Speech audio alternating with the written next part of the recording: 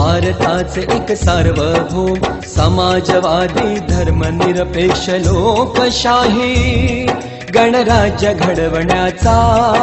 व त्याच्या सर्व नागरिकास सामाजिक आर्थिक व राजनैतिक ज्ञान विचार अभिव्यक्ती विश्वास श्रद्धा व उपासना यांचे स्वातंत्र्य दर्जाची व संधीची समानता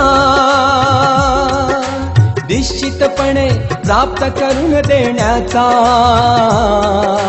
आणि त्या सर्वांमध्ये व्यक्तीची प्रतिष्ठा व राष्ट्राची एकता आणि एकात्मता यांचे आश्वासन देणारी बंधुता प्रवर्धित करण्याचा संकल्पपूर्वक निर्धार करून